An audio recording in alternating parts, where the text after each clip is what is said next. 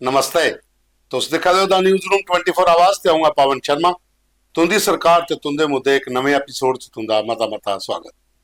Programme की पूरा दिखना, लाइक करना, शेयर करना, कमेंट्स भी जरूर करने और खबर के कन्नै कन्नै जेह्ड़ा कैप्शन है ਉਹਦੇ ਵਿੱਚ एक मोबाइल नंबर दित्ते दा ਉਹਦੇ पर जी अग्गे तुस अपने फोटो वीडियो मुद्दे भेज दिओ, वो भी भेजो और अपने पूरे ग्रां दे विच अग्गे पिछे भी ये शेयर करा करो ताकि होर भी लोगों दी समस्या आई जान, वो भी अस अपने प्रोग्राम च शामिल करचे।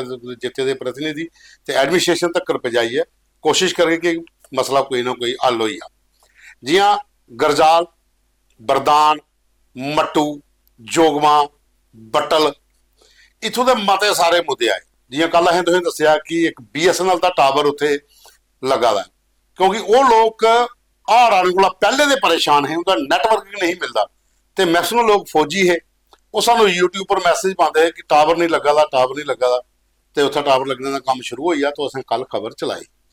तो अज ये तुसें मैं दस लगा 3 करोड़ 19 लाख रुपए की लागत को ज्यादा जरा है ये काम शुरू करवाया। ये 8 पंचायत ते 15-20 ग्राएं की भी फायदा लभना, उनके कन्नै ज्यादा लभना। जेडे मेन ने ये टिब्बी महला अखनूर तो ज्योड़ियां वाला रोड जरा ये भी रोड पूरा कंप्लीट होने लगा, यदा भी असें मुद्दा बड़े बारी चुकया।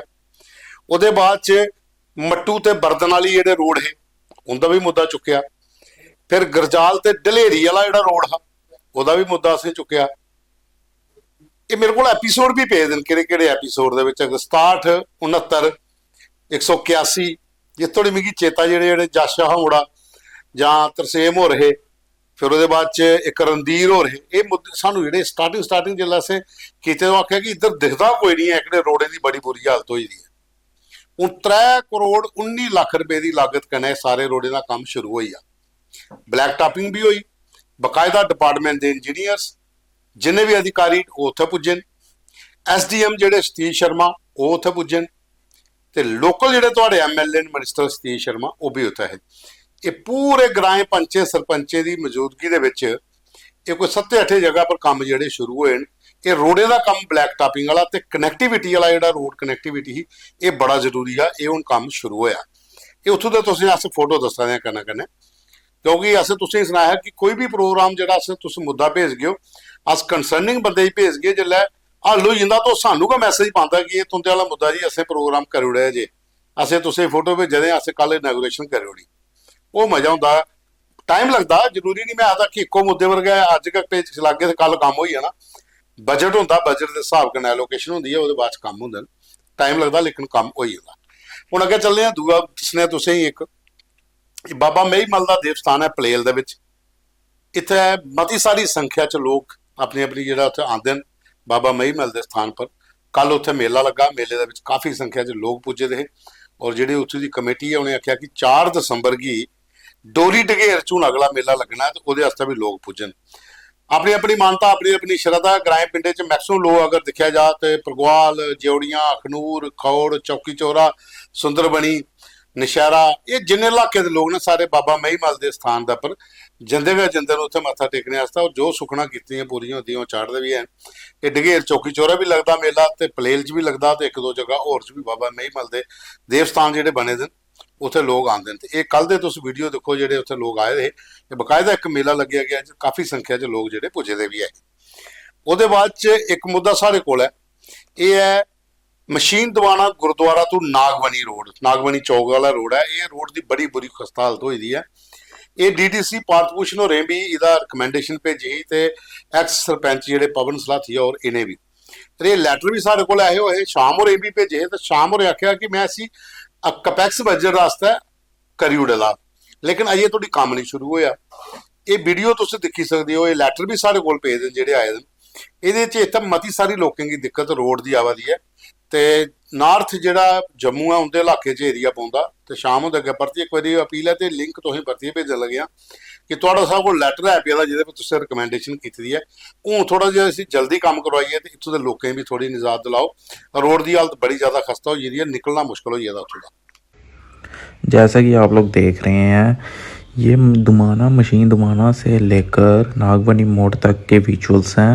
ये सिर्फ एक बारिश का हाल नहीं है, चाहे थोड़ी सी बारिश हो या कुछ भी, ये रास्ता हमेशा ऐसे ही रहता है। यहाँ पे आज तक कोई एडमिनिस्ट्रेशन नहीं आया है, यहाँ पे आज तक कोई एक ऐसा इंसान, ना पंच ना सरपंच, यहाँ तक कि हमारे एमएलए तक कोई नहीं आता है। ये हम लोगों को परेशानी होती है, दिक्कत होती है। हमारा स्कूल कॉलेज जाना बहुत मुश्किल है, घर का सामान लेना वो नहीं जाने होता है। इतनी बुरी हालत है इस रास्ते की। मेरी बस यही रिक्वेस्ट है कि एडमिनिस्ट्रेशन यहाँ पे आए और एक बार देखे, हम लोगों की परेशानी को समझे कि हम कितनी परेशानियों से यहाँ से निकलते हैं। इस रास्ते से, इस रास्ते की डेवलपमेंट होए, रास्ता बना जाए। ਉਹਦੇ ਬਾਅਦ ਸਾਡੇ ਕੋਲ ਇੱਕ ਸੁਨੀਲ ਕੁਮਾਰ ਦੰਨਾ ਅੰਬੋਸ਼ਾਨੀ ਗ੍ਰਾਂ ਜਿਹੜਾ ਖੌੜ ਦੇ ਵਿੱਚ ਪਾਉਂਦਾ, ਉੱਥੋਂ ਦਾ ਇੱਕ ਮੁੱਦਾ ਭੇਜਦਾ ਕਿ ਜਲ ਜੀਵਨ ਮਿਸ਼ਨ ਜਿਹੜਾ ਹੈ ਉਹਦੇ ਤਹਿਤ ਖੱਡਾਂ ਦੇ ਵਿੱਚ ਪ੍ਰੋਜੈਕਟ ਲੱਗਿਆ ਹਾਂ, ਉਹ ਬੜਾ ਸਲੋ ਕੰਮ ਚੱਲਦਾ, ਅਜੇ ਤੋੜੀ ਪੂਰਾ ਨਹੀਂ ਹੋਇਆ। ਕਈਆਂ ਸਾਲਾਂ ਦਾ ਕੰਮ ਚੱਲਦਾ, ਵਿੱਚ ਰੁਕੀ ਜਾਂਦਾ, ਫਿਰ ਚੱਲਦਾ, ਫਿਰ ਚੱਲਦਾ, ਫਿਰ ਰੁਕੀ ਜਾਂਦਾ, ਤੇ ਲੋਕਾਂ ਦੇ ਘਰੇ ਨਲਕੇ ਲੱਗੇ ਦੇ ਤੇ ਨਲ ਲੈਣ ਤੇ ਜਲ ਹੈ ਨਹੀਂ। ਤਾਂ ਥੋੜਾ ਜਿਹਾ ਆਖਾ ਦੇ ਕਿ ਥੋੜਾ ਜਲਦੀ ਸਪੀਡ 'ਚ ਕੰਮ ਅਗਰ ਪੀਐਚਈ ਵਾਲੇ ਕਰ ਲੈਣ ਤੇ ਮੰਤਰੀ ਸਾਹਿਬ ਵੀ ਥੋੜਾ ਪ੍ਰੈਸ਼ਰ ਪਾਉਣ ਤੇ ਜਿੰਦੇ ਘਰੇ ਨਲਕੇ ਲੱਗੇ ਨੇ ਉਹਦੇ ਘਰ ਪਾਣੀ ਵੀ ਪੁੱਜੀ ਜਾ, ਨਹੀਂ ਤੇ ਖੱਡੇ 'ਚ ਪਾਣੀ ਢੋਈ ਢੋਈ ਹੈ, ਪੀਣੇ ਦੀ ਆਦਤ ਪਈ ਹੈ ਲੋਕਾਂ ਹੀ। ਹੁਣ ਤੇ ਟਾਈਮ ਹੋਈ ਆ 2-2 ਸਾਲਾਂ ਦਾ ਕੰਮ ਕਿ ਨਹੀਂ ਪੂਰਾ ਹੋਇਆ, ਤੇ ਬੁਰੀ ਹਾਲਤ ਹੋ ਰਹੀ ਹੈ। ਵਿਚਾਰੇ ਘੜੇ ਘੜੇ ਪਾਣੀ ਢੋਂਦੇ ਨੇ ਤੇ ਉੱਗਾ ਕਿਹੜਾ ਪਾਣੀ ਹੁੰਦਾ ਚਲਾ ਵਾ। ਉਹਦੇ ਬਾਅਦ 'ਚ ਇੱਕ ਵੀਡੀਓ ਸਾਨੂੰ ਭੇਜਿਆ ਰਕੇਸ਼ ਕੁਮਾਰ ਨੇ ਵਿਜੇਪੁਰ ਤੋਂ।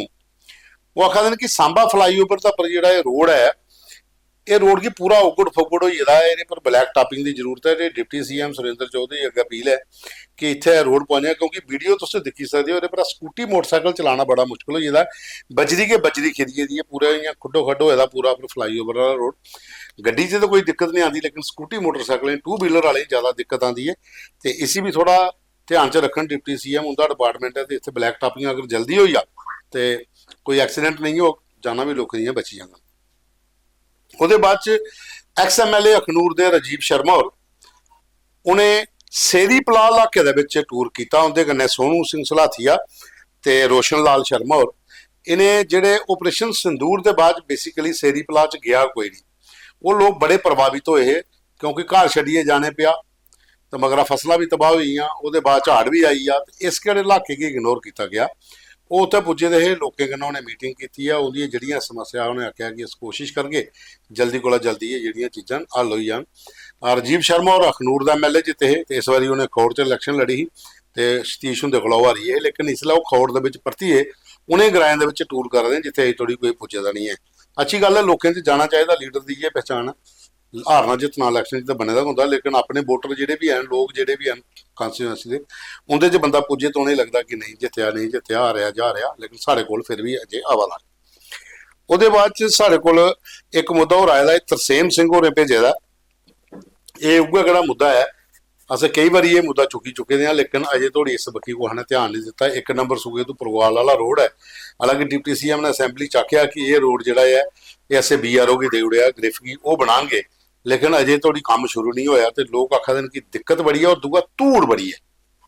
ਇਹ ਲਿਖਾ ਦੇਣ ਕਿ ਧੂੜ ਬੜੀ ਜ਼ਿਆਦਾ, ਕਿਉਂਕਿ ਸਕੂਟੀ ਪਰ ਮੋਟਰਸਾਈਕਲ ਪਰ ਜਾਣਾ ਹੋਏ ਤੇ ਜਿਹੜਾ ਰਾਣੇ ਦਾ ਬਾਅਦ ਜਿਹੜਾ ਦਰਿਆ ਦਾ ਜਿਹੜਾ ਸਾਰਾ ਪਾਣੀ ਆਇਆ ਹੈ, ਜਿਹੜਾ ਜੰਮੀਆਂ ਉੱਥੇ ਸਿਲਟ ਜਿਹੜੀ ਉਹਦੀ ਧੂੜ ਜਿਹੜੀ ਉਹ ਬੜੀ ਖਤਰਨਾਕ ਹੈ। ਅਸਮੇ ਦੀ ਜ਼ਿਆਦਾ ਪ੍ਰੋਬਲਮ ਉਹਦੇ ਕੰਨ ਹੁੰਦੀ ਹੈ, ਤੇ ਉਹਦੇ ਧੂੜ ਬੜੀ ਜ਼ਿਆਦਾ। ਇਹਦੇ ਵਾਸਤੇ ਐਡਮਿਨਿਸਟ੍ਰੇਸ਼ਨ ਕੀ ਚਾਹੀਦਾ ਜਲਦੀ ਕੋਲ ਜਲਦੀ ਇੱਥੇ ਰੋਡ ਬਣਾਈਏ ਤੇ ਬਲੈਕ ਟਾਪ ਕੀਤਾ ਜਾ, ਤਾਂ ਕਿ ਲੋਕ ਵੀ ਇੱਥੋਂ ਆਰਾਮ ਕਰਨੇ ਨਿਕਲ ਸਕਣ, ਧੂੜਾ ਕੋਲਾ ਵੀ ਨਿਜਾਤ ਮਿਲੇ। ਤੇ ਇਹ ਸਾਡੇ ਅੱਜ ਦੇ ਫੋਟੋ ਵੀਡੀਓ ਮੁੱਦੇ ਜਿਹੜੇ ਤੁਸੀਂ ਭੇਜੇ ਦੇ, ਤੇ ਕੱਲ ਫਿਰ ਮਿਲ ਗਏ ਇੱਕ ਨਵੇਂ ਐਪੀਸੋਡ 'ਚ। ਪ੍ਰੋਗਰਾਮ ਕੀ ਪੂਰਾ ਦੇਖਿਆ, ਲਾਈਕ ਕਰਿਓ, ਸ਼ੇਅਰ ਕਰਿਓ ਤੇ ਕਮੈਂਟਸ ਵੀ ਜ਼ਰੂਰ ਕਰਿਓ।